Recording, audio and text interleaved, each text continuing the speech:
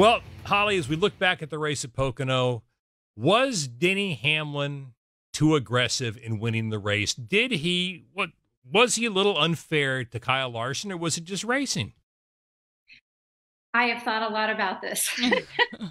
A lot about this, actually. But you know what? So Denny had the opportunity to become Pocono Raceway's all-time winningest driver, to score his 50th victory, to score Toyota's 600th victory.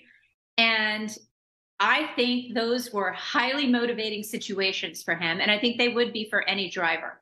So I think going into the race, I'm kind of aware of that. And even as the laps are coming down, and I know that it's going to be the two of us possibly, as Kyle probably anticipated, I got to know that Denny's going to drive a little differently with so much on the line. And that's not even to mention that his win at Pocono last year was taken away from him. So I think, and not to say that the drivers aren't all highly motivated, they are, but Denny certainly had more things on the line as well. And so it did not surprise me that he was going to drive hard like that. And I would think that Kyle Larson wasn't entirely surprised either. I mean, these two are great friends. They play golf. I wonder what they're like on the golf course together. You know, I'd like to see that. I'd like to tag along and see how they play one another there. So having said all of that, I get what Denny did. I also have never seen Kyle Larson admittedly that angry after a race. So I think that Denny being aggressive and racing the way he did is going to change the way other drivers approach their time racing next to him. And I think that's something that we're going to see. But I totally understand why Denny drove the way he did. If you're in separate golf carts with Denny and Kyle, watch out. Yeah, exactly. Holly stole my thoughts. You know, Denny was racing to knock 3 milestones with 1 win. And so you have to expect he's going to be aggressive because there was so much on the line and checking all those boxes. So I get where Denny was coming from. I don't agree with some of the things he said. He definitely made contact with Kyle Larson. But again, he was racing for some very big career milestones. On the Kyle Larson side, I get it too. Like, he's been used up, and he's been used up a number of times, and he was used up with Denny's first win this season at Kansas. He was on the other end of that too. So I can see both sides of things, but I think the ultimate winner here was the fans, because they got a great show, and now they have what is becoming a budding rivalry between what we thought were two friends. And so if anybody really was the winner here, in my opinion, it was the fans. Well, it's like you said earlier. Richmond. And Richmond, yeah. And Oh, Richmond, yeah. And Richmond, where Kyle is the most recent winner, and Denny has a great record there. So you can parlay this rivalry into what should be a very good weekend of racing at Richmond, knowing those two drivers are very strong there. Well, and I give the track credit. Sorry, I didn't mean to interrupt. No, go ahead.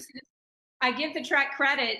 Already, first thing yesterday, there was a press release about Kyle and Denny going at it again. Yeah, so they've already used this to promote.